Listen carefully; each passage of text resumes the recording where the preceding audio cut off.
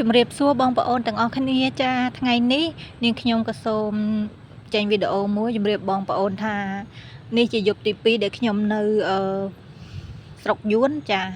ហើយនៅហូជីមិញចាអញ្ចឹងនេះគឺទស្សនវិជ្ជាពេលយប់ចាថតពីលើទៅកន្លែងផ្ទះស្នាក់ទី2ដែលខ្ញុំស្នាក់នៅចា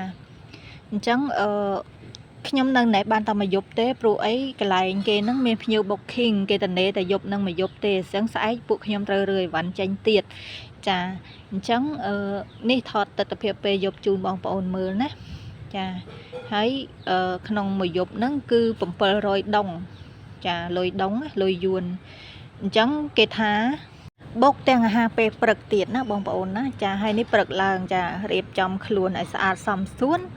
ដើម្បីរើអីវ៉ាន់ចេញទៅគេងនៅបន្ទប់មួយទៀតបន្ទប់ផ្ទះសំណាក់ផ្សេងទៀតព្រោះអីកន្លែងនេះគឺភ្ញៀវគេចូលមកម៉ោង1ថ្ងៃត្រង់ហើយនេះម៉ោង10ជាងហើយចាហើយនេះគឺក្តៅខ្លាំងណាស់បងប្អូនអត់មានដើមឈើដើមព្រៃអីទេណាបងប្អូនណាចាគឺក្តៅខ្លាំងអញ្ចឹងបន្ទប់នេះនៅត្រជាក់ឯណាបងប្អូនណាអត់តន់ក្តៅខ្លាំងផងនេះអញ្ចឹងពួកយើងទាំងអស់គ្នាក៏រៀបចំខ្លួនដើម្បីចុះទៅស្រស់ស្រូបអាហារពេលព្រឹកចាស្រស់ស្រូបអាហារពេលព្រឹកចាចឹងនេះទស្សនវិជ្ជាពេលព្រឹកមិញទស្សនវិជ្ជាពេលយប់ណាបងប្អូនណាចឹងរៀបចំខ្លួនស្អាតបាតហើយគឺរៀបចំបវិច្ចរៀបចំវ៉ាលីចុះទៅដែរណាបងប្អូនណា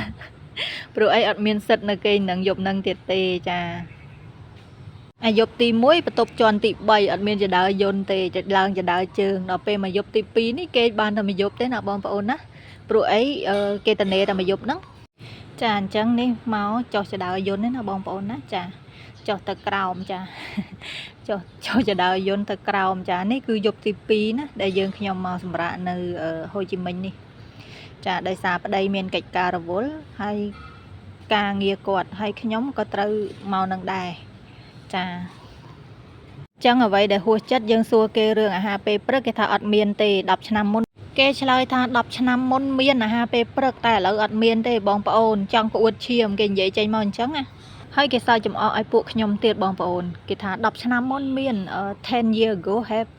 និយាយមកអញ្ចឹងហ្មងឆ្លើយហ្មងណាបងប្អូនណាចាហើយនេះគឺជាបទពិសោធន៍ដែលខ្ញុំទៅលេងវៀតណាមលើកដំបូងហើយជួបមនុស្សអញ្ចឹងចាគឺកុហកយើងតែបើ